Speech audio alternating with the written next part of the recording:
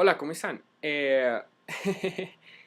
Vamos a este video es el 12, video 12 en nuestro curso de conceptos jurídicos fundamentales. Son 17 videos, vamos en el 12. Yo he grabado todos estos videos de seguidilla, o sea, ya vamos en el 12, por eso pues me ven a veces con la misma ropa. Eh, Y bueno, mi propósito es dejar grabado este curso no lo más rápido posible, sino pues para que no quede incompleto, que la persona diga, bueno, ¿qué pasó ahí? O se desanimó. No, ya hemos grabado, ya este es el 12, son 17 videos. Eh, lo hago como un servicio a la sociedad.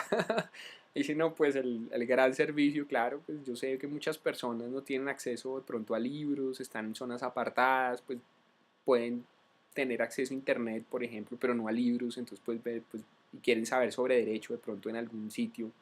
Si esto, hombre, si mis videos los están viendo en alguna escuela, colegio, de zonas apartadas, de algún sitio donde no tengan libros, pero tengan internet o computador y puedan ver el video y eso les pueda servir en sus clases o profesores, hombre, para mí es un honor, para mí sería muy emocionante pues saber que personas que pues digamos en un lugar apartado no pueden tener la super biblioteca o incluso acceso a libros de derecho o a un profesor de derecho, pero sí puedan tener acceso a internet y ver a un profesor y alguien que les hable sobre derecho. Para mí sería un honor saber eso.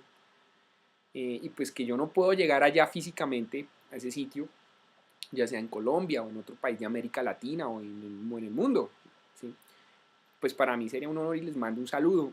De verdad, con aprecio lo hago y lo hago es por eso también, lo hago también con ese objetivo. Yo pienso que la educación debe estar en manos de quien quiere educarse, no de quien puede, sino de quien quiere educarse. ¿Sí? Esto es comunista, no es un tema de comunismo, es un tema de humanidad. La educación tiene que estar la educación tiene que estar al servicio de la gente y tiene que llegarse a la gente. Los profesores tenemos que tener esa. Yo dicto clase en una universidad y pues a los estudiantes les cobran una matrícula y todo y pues tienen eh, la digamos, la facilidad de tener al profesor ahí. Hay estudiantes que pues uno les cae gordos, otros estudiantes que uno les cae bien y otros estudiantes que uno es indiferente. Hay estudiantes, sin embargo, desafortunadamente que no valoran lo que tienen, no valoran la educación, no valoran el trabajo que hacemos los profesores. Muchas veces hay estudiantes que se guían por cosas superficiales, pero pues a veces es la inmadurez de la edad. Por ejemplo, ahora muchas personas me han solicitado amistad en Facebook, gente que no conozco. Perfecto, yo no soy de los que, ay, no, yo solo agrego determinadas personas a mi Facebook, ¿no? Las personas lo hacen con diferentes motivaciones, por curiosidad, porque quieren tener contacto conmigo, quieren información. Perfecto. Sí, yo no tengo ningún problema. Yo sus complejos pendejos. Ya, una edad ya pierde todo eso. Bueno, en la clase pasada, en el video pasado, estábamos viendo el tema de el Estado. Ahora vamos a ver el tema de la Constitución. ¿Qué es una Constitución? Una Constitución, entonces, es la norma fundamental dentro de un Estado. Es una norma. La norma fundamental dentro del Estado. Por ejemplo, en Colombia, la norma más importante es la Constitución. ¿Se acuerda que hablábamos de la pirámide invertida de Kelsen, del triángulo donde arriba está la Constitución, de mayor importancia a menor importancia hacia abajo? La Constitución está en la cúspide entonces de esa pirámide invertida, que es la norma más importante. En Colombia la Constitución se autodenomina como la más importante. Y lo mismo pasa casi en todos los países donde hay constituciones escritas. La Constitución dice, yo soy la norma más importante, yo soy la norma de normas. Es una norma. En la Constitución uno no encuentra el Código Civil, el Código Penal, no. O sea, sería fácil para los abogados decir, muestra la Constitución, ahí están todas las normas. No, es una norma. El Código Civil es otra norma, el Código Penal es otra norma, la Constitución es una norma y es la más importante. Ahora bien, la Constitución es como el documento maestro, o sea, así se puede llamar, de la, digamos, la configuración político-jurídica de un Estado. Es la que dice, bueno, aquí en este Estado se respetan estos derechos derecho a la vida, el derecho a la propiedad, el derecho a la libertad, el derecho al libre desarrollo de la personalidad. Se respetan esos derechos. Existen estos mecanismos de protección de los derechos y el poder público se constituye de esta manera. Aquí tenemos una rama ejecutiva, aquí tenemos una rama legislativa, aquí tenemos una rama judicial, aquí tenemos un Banco de la República, una organización electoral, ¿sí? Voy a poner como ejemplo la Constitución de Colombia. La Constitución de Colombia tiene dos partes, una parte dogmática y una parte estructural. La parte dogmática es donde la Constitución dice: Colombia es un Estado social de derecho, ¿no es cierto? Propendemos para la integración con América Latina, la Constitución es norma de normas, aquí se protegen estos derechos, ¿cierto? De primera, de segunda, de tercera, de cuarta generación. Existen estos mecanismos para la protección de los derechos fundamentales y en la parte estructural se dice ya cómo está estructurado el Estado colombiano, ¿no es cierto? Los derechos fundamentales, los autores de derecho constitucional dicen que una constitución desde el punto de vista liberal es constitución si tiene dos partes. Una, donde hay una declaración de derechos, y dos, donde el poder esté tridividido. O sea, como en la teoría de Montesquieu de los frenos y contrapesos. No se dice frenos y contrafrenos. ¿Cómo es pesos y contrapesos? No, frenos y contrapesos. Esa es la teoría de Montesquieu, de Charles de Secondat, barón de Montesquieu y de la Brette. Así se llama Montesquieu. Charles de Secondat, barón de Montesquieu y de la Brette. Así se llama Montesquieu. En el libro El espíritu de las leyes, pues él habla de la tridivisión de poderes, ¿sí? Entonces, una constitución liberal es aquella o es constitución que tiene una declaración de derechos y cuyo poder esté tridividido. O sea, hay rama legislativa, ejecutiva y judicial. Eso es una constitución. Si una constitución no tiene esos dos requisitos, no hay una declaración de derechos y el poder no está dividido, en el constitucionalismo liberal eso no es constitución, eso es otra cosa ahí. Eso es un documento maestro, documento jurídico, político, pero no es constitución. Bueno, los derechos. Entonces, pues una declaración de derechos. Hay derechos de primera generación que son los derechos esenciales de la persona humana. Están consignados en la Declaración de los Derechos del Hombre adicional a la Revolución Francesa, la Declaración de los Derechos que hace la ONU, en la Declaración de la OEA también, de la Convención de la OEA, de los derechos fundamentales de los derechos humanos, también se habla de esos derechos de primera generación, que son derecho a la vida, el derecho a la libertad, el derecho al libre desarrollo de la personalidad, el derecho a asociación, las libertades religiosas, las libertades políticas. Son derechos de primera generación, son derechos, el derecho a la intimidad, que ya lo hablamos en un video anterior, si se acuerdan que hablamos del derecho a la intimidad de las personas, es un derecho esencial de la persona humana, de la dignidad humana. Los derechos de segunda generación son los derechos ya económicos y sociales, o sea, son derechos que ya se crearon en la segunda mitad del siglo XIX, gracias al sindicalismo europeo.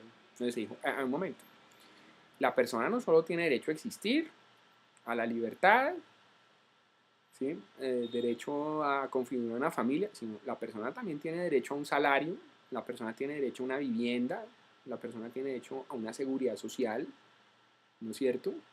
A un trabajo digno y que en ese trabajo hayan unas condiciones determinadas, a que la jornada laboral no sea más de 8 horas, a no trabajar más de 48 horas a la semana, a que le paguen vacaciones, a que le paguen las horas extras. Esos ya son derechos económicos y sociales, que la persona tiene derecho a unas cesantías, a una pensión, son derechos económicos y sociales, son derechos de segunda generación. Los derechos de tercera generación ya son los denominados derechos colectivos, ¿sí? Donde se dice que ya no solo el individuo tiene derechos, sino la colectividad tiene derechos. Ahí están mencionados los derechos ambientales, o sea, no solo la persona tiene derechos, sino la colectividad tiene derechos. Un derecho típico colectivo es los derechos ambientales, los derechos ecológicos, que en Colombia se protegen mediante un mecanismo que ya les voy a mencionar, que son las acciones populares de creación anglosajona, esos mecanismos de protección. Y los derechos de cuarta generación ya son derechos en los cuales se habla que ya no solo la persona tiene derechos esenciales, derechos económicos y sociales, los derechos de la colectividad, del medio ambiente, sino ya se habla de los derechos del medio ambiente y de los animales en sí mismos. O sea, que no solo las personas tienen derechos o la colectividad, sino también el medio ambiente tiene derechos por sí mismo. O sea, el medio ambiente tiene derecho a existir por sí mismo. Un río tiene derecho a existir por sí mismo. Y eso ya lo dijo la Corte Constitucional el año pasado, en una sentencia creo que de tutela, en una acción constitucional. La Corte Constitucional dijo: el río Atrato tiene derecho a que no lo contaminen, no por las personas que viven en las riberas del río, sino por el río en sí mismo. Mismo que los animales. Los derechos de los animales son ya derechos de cuarta generación, donde ya se dice, los animales tienen derechos no solo por el ser humano, sino por el animal en sí mismo. Hay gente que piensa que los animales no tienen derechos. ¿Por qué? Aquí viene el editorial, editorial Francisco Ormes. Hay gente que piensa que los animales no tienen derechos, y aquí hay que le caiga el guante al que quiera, porque piensan que los animales no tienen obligaciones. O sea, supuestamente para que una persona tenga derechos también tiene que tener obligaciones. No, señor. Hay personas que tienen derechos y no obligaciones. Le pongo un ejemplo: un recién nacido. Un recién nacido de 10 minutos de nacido. ¿Tiene derechos? Sí. ¿Tiene obligaciones? No. Entonces, obviamente yo no estoy equiparando un animal a una persona. Pero entonces, supuestamente esa lógica de que si usted tiene derechos, tiene obligaciones, no. Los animales tienen derechos. ¿Obligaciones? Pues no. Pero claro que el hombre ha puesto a trabajar a los animales. Pero el animal no tiene una obligación porque el animal no tiene conciencia moral. Pero tiene derechos por respecto al hombre. El hombre tiene una obligación moral con el animal y le concede derechos al animal, pero no obligaciones. ¿Qué obligación tiene un animal? El animal que uno tiene en la casa, el perro, Firulais. Usted tiene la obligación de batirme la cola cuando llegue. Es absurdo. Pero tiene derechos, y esos derechos se los concede el hombre, a no maltratarlo. Entonces, por ejemplo, en Colombia ya está la ley de maltrato animal, en donde el animal es tratado como un ser sintiente, ya no como un objeto. Entonces, derechos de primera generación, derechos de segunda generación, de tercera y de cuarta generación. En Colombia hay, en la primera parte de la Constitución, hay un mecanismo innovador que no lo traía la Constitución del 86, que son los mecanismos de protección de los derechos fundamentales. Me explico. Las constituciones mencionan los derechos y son como pautas que debe seguir la legislación. O sea, dice, aquí se respeta el derecho a la vida. Eso sirve como pauta, por ejemplo, para consagrar el delito de homicidio, por ejemplo. Aquí se respeta la propiedad privada, entonces sirve como pauta para emitir una norma donde se castigue el delito de hurto. Pero hay mecanismos en la Constitución del 91 de Colombia, es lo innovador. Hay mecanismos directos de protección de esos derechos fundamentales. O sea, los derechos ya no son solo ese catálogo de derechos, no son solo una pauta al legislador para consagrar leyes donde se respete el derecho a la vida, el derecho a la libertad, el derecho a la propiedad, sino son mecanismos donde usted puede exigirle a un juez que le respete su derecho a la vida, su derecho a la propiedad, su derecho al libre desarrollo de la personalidad directamente. Ahí tenemos el caso de la acción de tutela, que es para proteger derechos individuales. Donde se va a un juez y uno le dice, por favor, dígale a fulanito que respete mi derecho al libre desarrollo de la personalidad, o que me deje vulnerar mi derecho al libre desarrollo de la personalidad, ¿sí? O mi derecho al libre desarrollo de la personalidad es inminente la violación. Eso es la tutela. Las acciones populares es otro mecanismo de protección de derechos fundamentales para proteger derechos colectivos, como por ejemplo el medio ambiente. Los derechos de los consumidores también son derechos colectivos. Los derechos sobre el patrimonio público también es un derecho colectivo. Yo le digo a un juez, mire, ahí se están robando esa plata, se compró mal esa propiedad por parte de esa entidad gubernamental. Yo solicito que se cuide ahí el patrimonio público. Eso es una acción popular. Las acciones de grupo son acciones dirigidas a proteger derechos individuales de una colectividad. Es como una acción de tutela, pero para proteger a varias personas, no a una, sino a varias. Son derechos individuales de varias personas. Y en Colombia también hay otra acción, que es la acción de cumplimiento. La acción de cumplimiento es donde uno le dice a una autoridad, a un juez, que le ordena a una autoridad cumplir con la ley. Yo creo que eso sí se lo inventaron en Colombia. Eso es de Colombia. ¿Por qué? Porque la acción de tutela supuestamente es una acción, lo que se llama en España acción de amparo. Eso supuestamente se creó en Alemania. Los españoles los llevaron a España y se llama, creo que en España se llama acción de amparo. En Colombia le pusimos el nombre acción de tutela. Las acciones populares y de grupo son las denominadas class actions del derecho anglosajón. La más famosa son el de las tabacaleras, cuando se descubrió todo el escándalo que supuestamente el tabaco era adictivo y no sé qué, todo el escándalo por el programa 60 minutos, donde un tipo de una tabacalera dijo que al cigarrillo le echaban sustancias adictivas. Entonces la gente al otro día salió a demandar a las tabacaleras. Entonces los jueces lo que hicieron fue resolver esas demandas por acciones de clase, o sea, por class actions, acciones populares, acciones colectivas. Por acciones colectivas se resolvió eso. La acción de cumplimiento, entonces, donde una persona le solicita a un juez que le ordene a una autoridad cumplir con una ley. ¿Sí? Por ejemplo, el alcalde de Bogotá dice que los sitios de rumba nocturna se deben cerrar a la 1 de la mañana. Y el alcalde Chapinero no está cumpliendo con esa norma. ¿Sí? No le está ordenando a los lugares de rumba nocturna, por ejemplo en Chapinero, que es un barrio de Bogotá, que lo haga. En Bogotá hay unas localidades que tienen unos alcaldes locales. Entonces uno le puede solicitar a un juez. Primero uno le dice al alcalde de Chapinero, cumpla con la orden del alcalde mayor.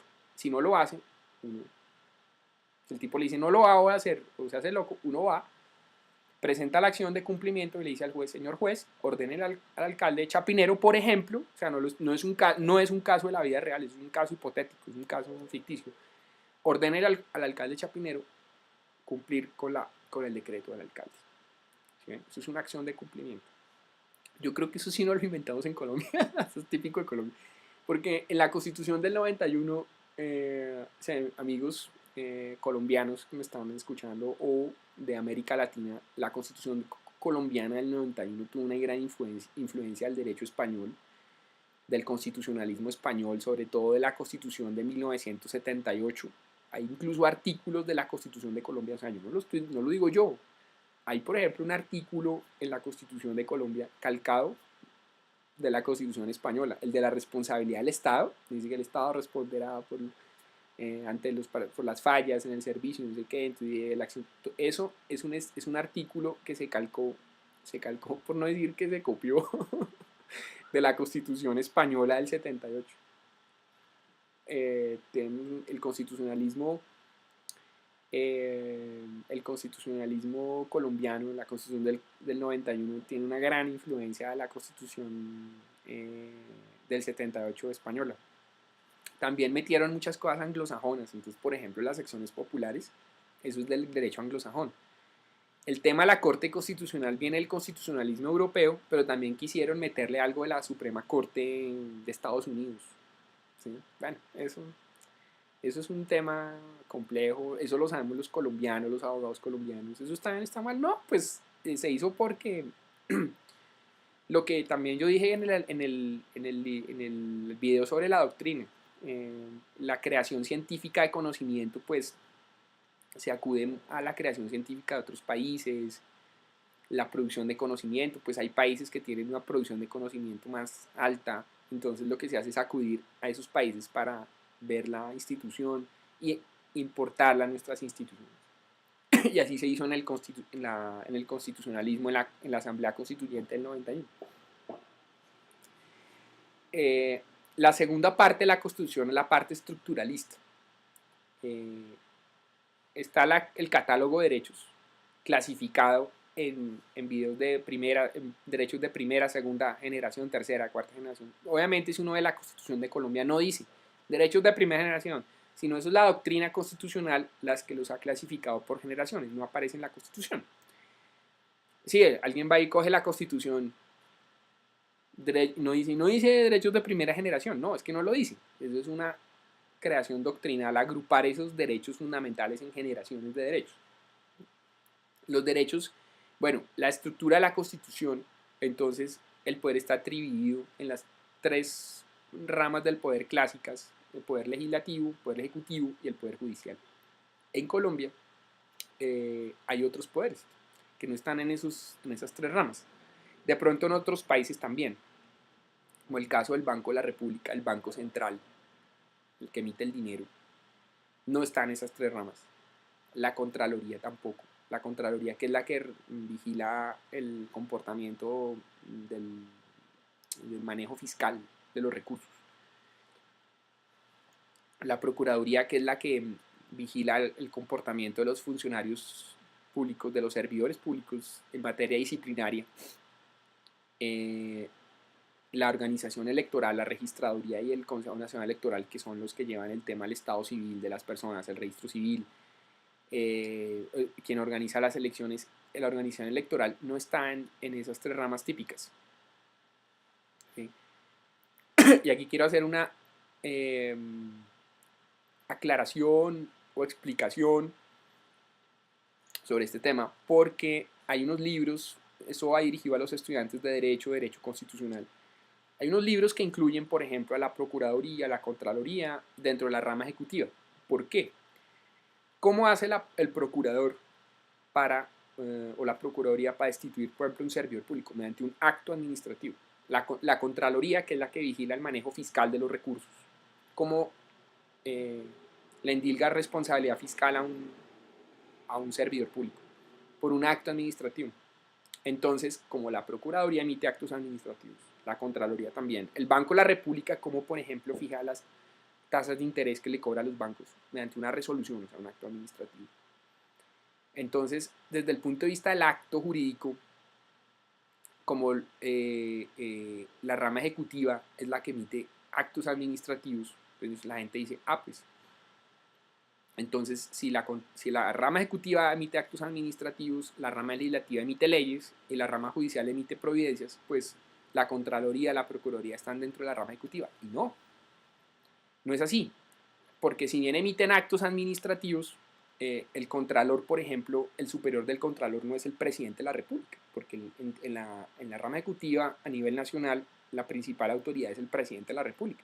El Contralor no es subordinado al presidente, o el Procurador no es subordinado al presidente, o el Banco de la República. El Banco de la República es un organismo autónomo. De hecho, en la Constitución del 91, en la Asamblea Constituyente se discutió eso, la autonomía del Banco de la República, para el tema de la inflación, porque supuestamente cuando el Banco de la República era dependiente de la rama ejecutiva, el presidente de la República o la administración emitan dinero, y entonces se generaba inflación. Entonces se creó un organismo independiente de la rama ejecutiva. Entonces no están en la rama ejecutiva, ni la Contraloría, ni la Procuraduría, ni el Defensor del Pueblo, en Colombia, ni el Banco de la República, ni la organización electoral. ¿Qué funciones tienen esos otros órganos? En los videos siguientes yo voy a hablar en detalle sobre lo que hace la rama ejecutiva, lo que hace la rama legislativa, lo que hace la rama judicial. Pero el Banco de la República, ¿qué hace el Banco de la República? Pues el Banco de la República es la principal autoridad monetaria, cambiaria y crediticia del país. Emite el dinero, tiene como función que no suba la inflación, que el dinero no pierda su valor. Eso es lo que hace el Banco de la República. Fijar las tasas de interés, el tema de las divisas, el control de cambios, eso lo hace el Banco de la República.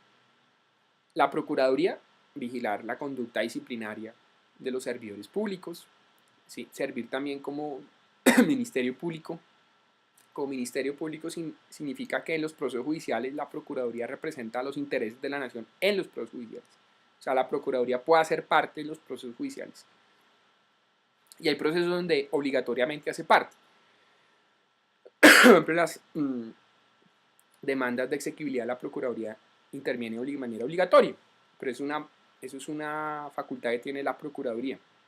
La Contraloría, pues, vigilar la conducta fiscal, manejo de los recursos por parte de los servidores públicos. La Defensoría del Pueblo también, defender los derechos de los ciudadanos y servir también de Ministerio Público en los procesos judiciales, en los que eventualmente pues alguien alguien pida la intervención de la Defensoría porque se le esté vulnerando un derecho en un proceso judicial. La organización electoral, pues la registraduría y el Consejo Nacional Electoral, organizar las elecciones, llevar el registro de la identificación de las personas. Esas dos entidades forman lo que se llama en Colombia la organización electoral, que no depende de la rama ejecutiva ni de ningún otro poder. ¿Sí ven? Entonces, esa es la Constitución, por eso es una Constitución. La Constitución entonces da un parámetro ideológico donde dice aquí Colombia es un Estado social de derecho. ¿Qué significa? Impera la ley. Ahí es un Estado democrático. Iba a decir se vigilan, se protegen estos derechos, se protegen los derechos. ¿Cuáles? Estos derechos. En Colombia se protegen estos derechos. ¿Sí se acuerdan lo que dijimos en el primer video? Que el derecho protege los valores, pues la Constitución dice aquí se respeta el derecho a la vida, se respeta el derecho al libre desarrollo de la personalidad, el derecho a la libertad, el derecho a la propiedad privada. Ese es el catálogo de derechos de la primera parte, que se denomina dogmática. La parte estructural ya es en la que se describe el funcionamiento del Estado, ¿sí? Las tres ramas del poder público, que en los próximos videos vamos a hablar en detalle de la rama ejecutiva, la rama legislativa, la rama judicial, y los otros órganos que en Colombia no están en esas tres ramas, como la Procuraduría, la Contraloría, la Defensoría del Pueblo, la Organización Electoral, el Banco de la República, por ejemplo, ¿no es cierto? Que es la forma como está estructurado el Estado, como está estructurado el Estado. Entonces, la Constitución es como ese documento maestro de la configuración del orden jurídico-político en un Estado. Si se acuerdan que vimos que una de las características del Estado era que el poder estuviera organizado, el poder jurídico-político estuviera organizado. Entonces, eso lo hace la Constitución. La Constitución. Claro, hay una clasificación de las constituciones, no, el video ya yo creo que ya voy a acabar este video, Hay una parte de la clasificación de las constituciones que también yo lo veo en mi curso de conceptos jurídicos que aparece en el libro de Vladimiro Naranjo. Hay diferentes tipos de constituciones. No todas las constituciones tienen como esa misma... Por ejemplo, hay constituciones mucho más ideológicas que otras, ¿sí? Sobre todo las constituciones de los estados socialistas comunistas, digamos, porque el comunismo ya lo vimos que no es lo mismo que el socialismo, pues el comunismo busca la extinción del Estado. Son constituciones más ideologizadas y hay constituciones más precisas. Por ejemplo, la constitución de Alemania es muy específica. Hay constituciones escritas y constitucionales. Por ejemplo, la constitución de Estados Unidos es una constitución escrita, la constitución de Colombia, los países latinoamericanos son constituciones escritas. La constitución de Gran Bretaña pues es una constitución consuetudinaria, o sea, está basada en costumbres, en leyes del parlamento, ¿no es cierto? Hay constituciones rígidas y flexibles, constituciones que son más fáciles de modificar. Por ejemplo, la constitución de la Confederación Helvética de Suiza se puede modificar por una ley, la constitución. En cambio, por ejemplo, Colombia, ya lo vimos en el video de la validez de la norma, que hay tres mecanismos para reformar la constitución: la asamblea constituyente, el acto legislativo y el referendo. ¿Cuál es la diferencia entre un referendo y un plebiscito? Entre otras. El referendo es un mecanismo de participación popular donde se le pregunta a la gente por la modificación de una norma jurídica o la implantación de una norma jurídica. En el plebiscito se le pregunta a la gente por la implementación de una política pública. Es diferente. Pues sí, la implementación de una política pública lleva a la emisión de normas, pero el referendo es referido ya a una norma en particular. Esa es la diferencia entre el plebiscito y el referendo. Eso se discutió mucho cuando ahorita que ¿por qué se hizo plebiscito y no referendo? Porque el referendo tiene unos requisitos más gravosos que el plebiscito. Por eso, si se acuerdan con el plebiscito que se preguntó a la gente sobre el proceso de paz, se hizo no por referendo, sino por plebiscito. Que perdió el gobierno, ganó el no, pero el gobierno supuestamente reformó los acuerdos. Bueno, ese es un tema ya político de la actualidad de Colombia. Muchas gracias por ver estos videos nuevamente. Este fue el tema dedicado a la Constitución. el siguiente video lo vamos a dedicar los siguientes videos, 3 videos, lo vamos a dedicar a la rama ejecutiva, legislativa y judicial. Los últimos 2 videos vamos a ver unos temas de derecho civil, que también son conceptos jurídicos fundamentales. No vamos a poder ver otros conceptos de otras ramas del derecho. Aquí hemos mencionado, perdón, derecho penal, pero no alcanzamos a ver conceptos de otros derechos. El que quiera, pues le toca estudiar derecho. Bueno, un saludo para todos, un abrazo al que me esté viendo, donde me estén viendo, en la parte del mundo donde estén viendo, aquí desde Bogotá, Colombia, principios de enero, haciendo solecito más o menos. Pues un abrazo, como ya les dije, pues para mí sería muy gratificante que personas que me estén viendo en lugares apartadísimos, que no tienen acceso a libros, a bibliotecas, pero sí ya por ejemplo a internet, me puedan ver por un video, que haya profesores que pongan el video, que pongan los videos. Para mí sería un honor. Si no los puedo ver y escríbanme, yo no soy... Ay, no, mi no me puede escribir gente bonita. A mí los maluquitos, a mí me puede escribir cualquier tipo de personas. Me escriban a mi correo fbermudesg@gmail.com o a mi cuenta de Twitter fbermudesg. Estos videos se están subiendo al canal general y a un canal específico. ¿Por qué? Porque estamos haciendo esa duplicidad, porque el canal general no solo hay videos de derecho, sino también de cine, y otras cosas. Entonces de pronto hay alguien que solo quiere saber sobre los temas de derecho. Entonces pues ahí está, eso para el que quiera saber temas de derecho. Si también quiere pues, ver otros videos de otras cosas, pues entonces está el canal general. ¿Okay? Bueno, muchas gracias. Nos vemos entonces en los siguientes videos. El siguiente video va a estar dedicado al tema de la rama ejecutiva. Bien. Y después a la rama legislativa, después a la rama judicial y después unos par de conceptos de derecho civil. Bueno, un abrazo.